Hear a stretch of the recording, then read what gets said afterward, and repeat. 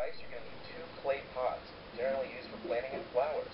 As you'll notice, there's holes at the bottom of the pot. We're going to need to plug those up to avoid leakage later on. So use some duct tape, clay, some putty, anything you've got laying around that'll form a good seal. This method of cooling is centuries old, but it works so well you're going to wonder why you don't see it more often.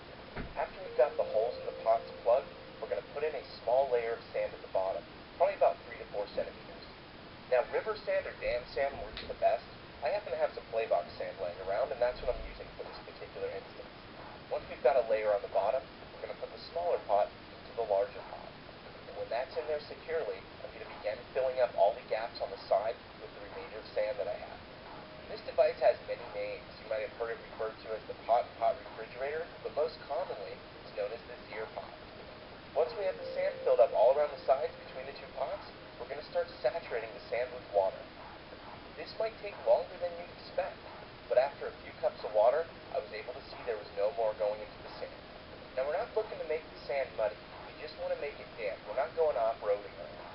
So once you have the wet sand complete, you're going to grab a towel, and you're going to soak it as well. Knock off some of the excess water, and then lay the towel over the pot. Believe it or not, the fridge is complete. Now, this is going to cool down the inner chamber through water evaporation. When exposed to heat, the water in the sand is going to evaporate towards the outer surface of the large pot. Energy within the inner pot is going to be lost, which is going to cause a significant decrease in temperature.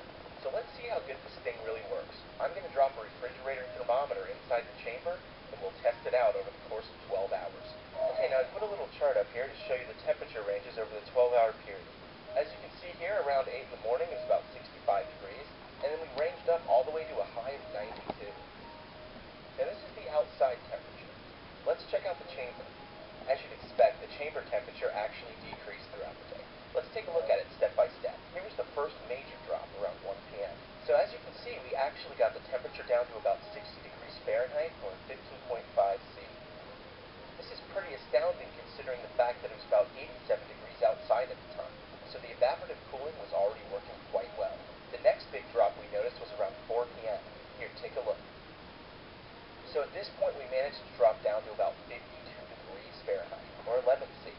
We're almost getting into beer chilling zone now.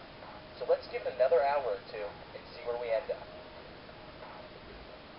The 6 p.m. progress check was our favorite. It was well over 90 degrees outside, and we managed to actually dip into the 40s for a brief few minutes. Now, of course, this didn't stay there too long because we let out all the air checking the temperature, but it's time to really put this thing to the test. Let's drop in a couple beers. We gave it a good hour in the pot, and when we opened it up, they were chilled to the touch. Yes, 2 frosty cold ones. You can have any beer you want, as long as it's Vin Diesel.